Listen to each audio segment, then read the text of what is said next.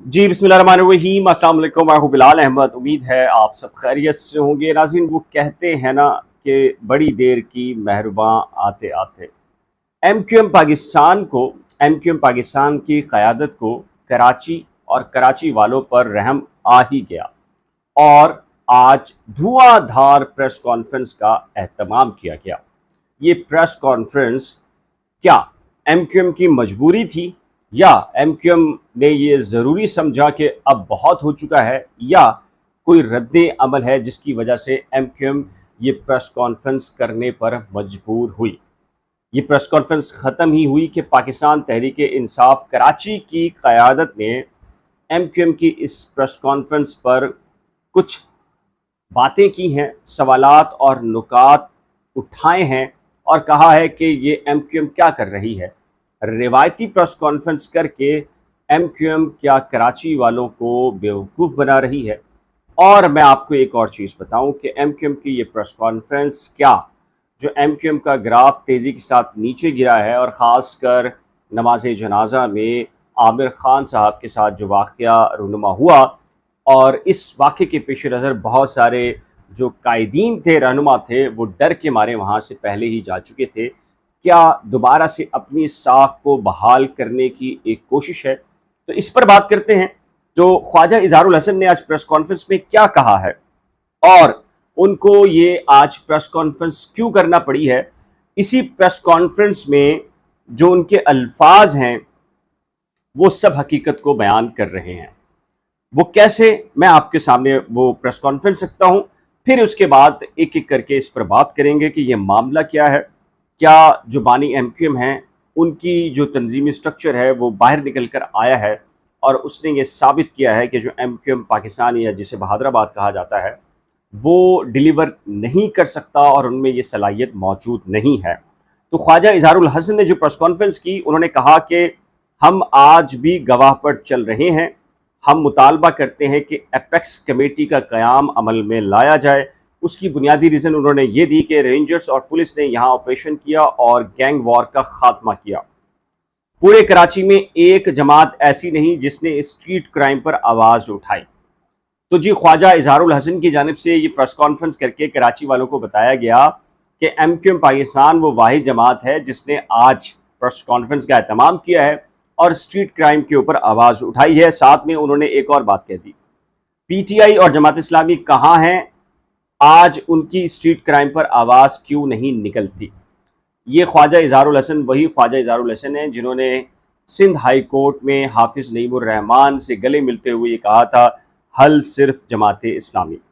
तो अब ये सूरत हाल है। ख्वाजा इजहारुल हसन अगला जो उनका शिकार है वो एक ही प्रेस कॉन्फ्रेंस में लग यूँ रहा था कि बहुत जल्दी में हो रही है प्रेस कॉन्फ्रेंस, या वो एक ही प्रेस कॉन्फ्रेंस में अपने सारे के सारे जितने मुखालफिन हैं उनको जवाब भी देना चाहते हैं और पछाड़ना भी जानते हैं। तो जी, मुराद अली शाह साहब के बारे में उन्होंने ये कहा कि आप एक फेल सूबे के वजीर आला हैं। शाह साहब, आप फेल हो चुके।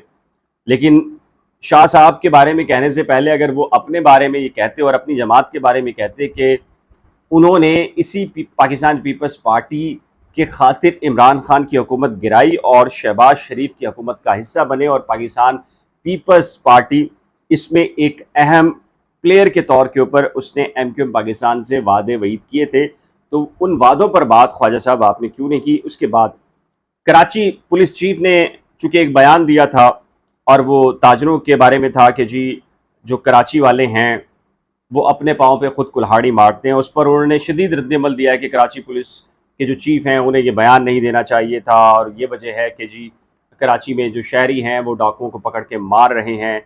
और हम देखिए, जो हमने आईजी सिंध ने एक बयान जारी किया था, मैंने फ़ारूक शमी ने और अरमान साबिर का भी ये नुक्ता नज़र था कि डाकुओं को पकड़कर मारना शहरियों का काम नहीं है, ना ही उन्हें इनकरेज करना चाहिए।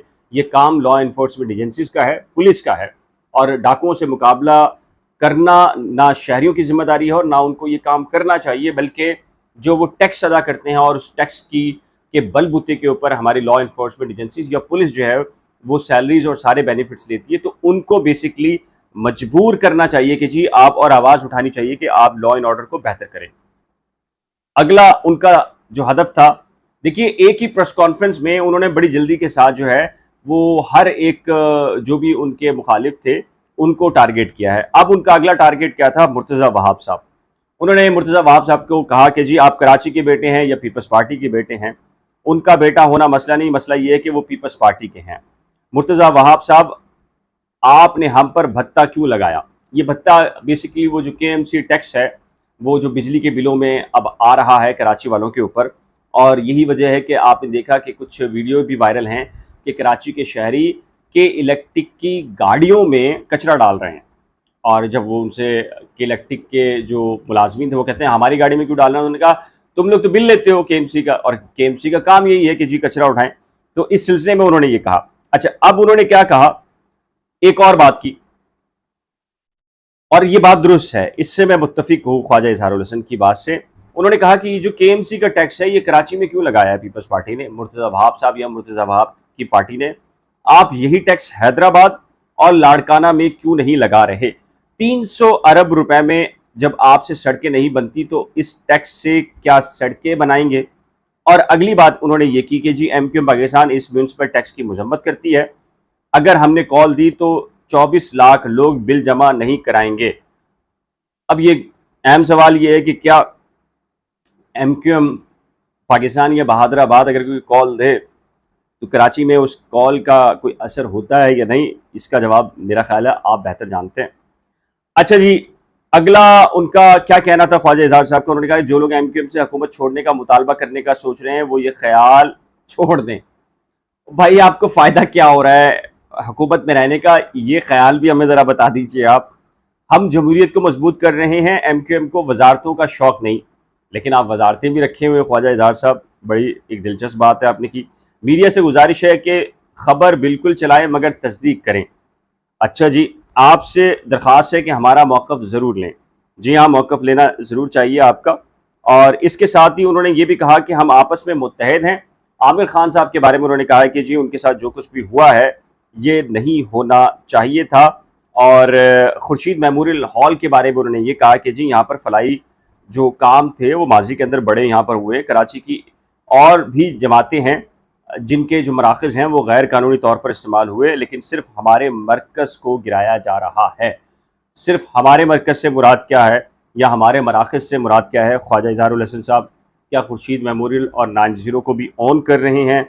ज़ाहिर है कि इसका जवाब तो वो दे सकते हैं, लेकिन इसके रद्दमल में जो खुर्रम शेर ज़मान हैं उनका खासा जो है शदीद रद्दमल आया है, और उन्होंने ये शेर भी पढ़ा है कि ख्वाजा इजहारुल हसन साहब बड़ी देर कर दी मेहरबां आते आते, एमक्यूएम की इनकलाबी सियासत सिर्फ एक वजारत की मार है। जी, ये आप समझ गए हैं कि वजारत का मामला। एमक्यूएम की प्रेस कॉन्फ्रेंस का मकसद वजारतें बढ़ाने के गिर्द घूम रहा है। जिन इत्तेहादियों से शिकवे कर रहे हैं इन्हीं से भी वजारतें मांग रहे हैं। ये बात तो ठीक है, आप शहबाज शरीफ पर तनकीद करें, आप पीपल्स पार्टी पर तनकीद करें, मुर्तज़ा वहाब पर तनकीद करें या मुराद अली शाह पर तनकीद करें, तो डेफिनेटली पीपल्स पार्टी से ही ताल्लुक़ है। आप उन्हीं से शिकवा कर रहे हैं, उन्हीं से वजारतें मांगते हैं।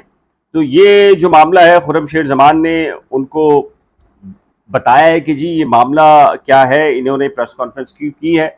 अब बात कर लेते हैं जी, वाकई लगता ये है कि चूँकि एमक्यूएम हालिया ज़िमनी इलेक्शन के अंदर जिस तरीके से उसके साथ हुआ है और उसका ग्राफ नीचे गिरा है, पीटीआई का ग्राफ ऊपर बढ़ा है, तो एमक्यूएम को एक तो खौफ ये है, फिर एमक्यूएम लंदन की तरफ से एक्टिविटीज़ का आगाज़ हुआ और जो एमक्यूएम के अंदर मौजूद जो कारकुनान हैं अब उनका रद्द-ए-अमल आना शुरू हो चुका है।